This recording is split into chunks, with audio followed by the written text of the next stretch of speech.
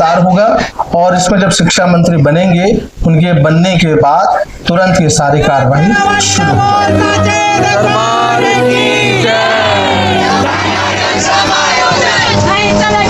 इधर देखो सब।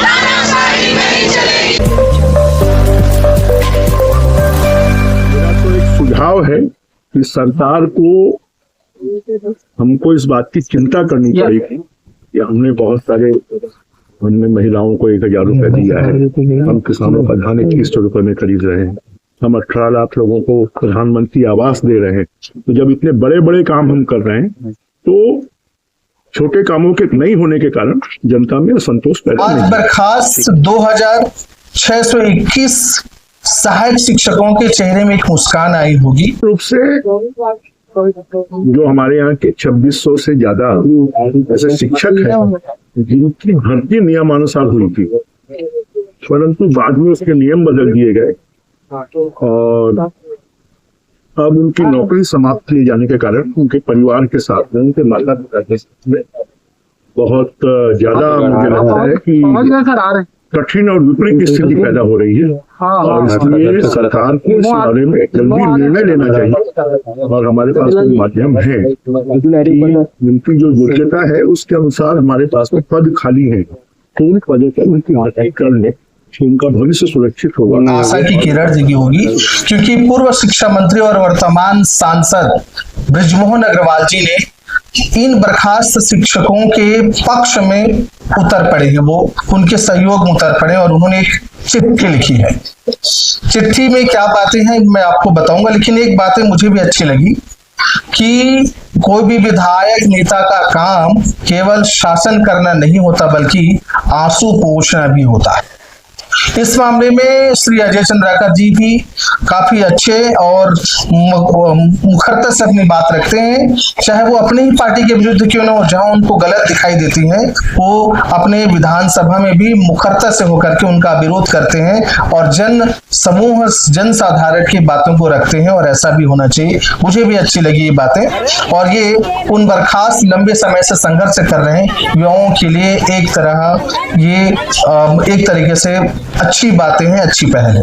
क्या उन्होंने चिट्ठी में लिखा है मैं आपके सामने बताना चाहूंगा। उन्होंने लिखा है कि युवाओं का जो भविष्य बर्बाद ना हो इसके लिए उन्होंने कहा कि मैं हर संभव प्रयास करूंगा और उन्होंने बृजमोहन अग्रवाल जी ने 2621 बर्खास्त बीएड प्रशिक्षित सहायक शिक्षकों की पीड़ा को गंभीरता से लेते हुए उन्होंने मुख्यमंत्री श्री विष्णुदेव साय को पत्र लिखकर कहा है कि वन टाइम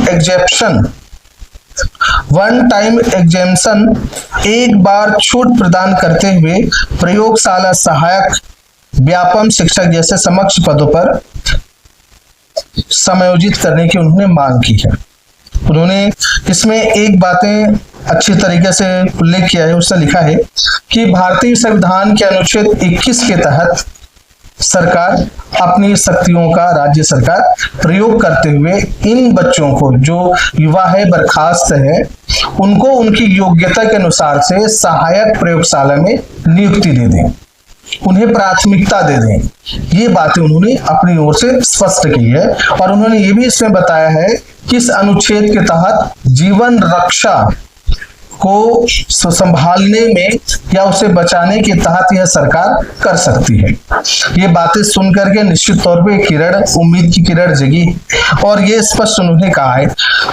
इसमें उन्होंने एक बात उल्लेख किया, उसने लिखा है कि सत्ता में होने का अर्थ केवल शासन करना नहीं, पीड़ितों के आंसू पोंछना भी है।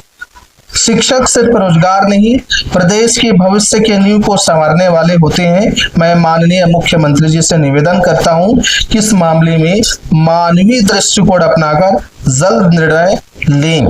ये सारी बातें उन बृजमोहन अग्रवाल जी पत्र में लिखते हैं और पत्र में लिख करके उनके सामने प्रस्तुत किए हैं। उन्होंने एक बात और रेखांकित कर दी कि अधिकतर शिक्षक मध्यम वर्गीय व बीपीएल परिवार से आते हैं और अब बेरोजगारी के चलते उनके समक्ष रोजी रोटी का संकट उत्पन्न हो गया है। एक अच्छी पहल ये भी है कि हमारे नेताएं, हमारे जितने भी शासक प्रशासक है वो भी इस विषय में सोचे समझे कि लंबे समय तक जो अपने लड़ाई लड़ रहे हैं, हक की लड़ाई लड़ रहे हैं, उनके सामने भी जीवन जीने का, जीवन रक्षा की संकट पैदा होती है।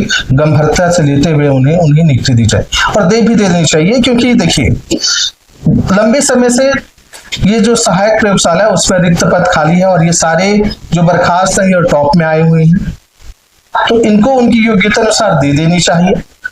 33,000 वैकेंसी के बाद जब ये शिक्षा मंत्री थे तब करे थे, किंतु अब वो नहीं है। अब ऐसा कयास लगाया जा रहा है इसके बाद कि बहुत जल्दी मंत्रिमंडल का विस्तार होगा और इसमें जब शिक्षा मंत्री बनेंगे, उनके बनने के बाद तुरंत ये सारी कार्यवाही शुरू हो जाएगा। और अपने विचार जरूर प्रस्तुत करें। आपको अच्छा लगा तो जरूर सब्सक्राइब करें। जय हिंद, जय छत्तीसगढ़।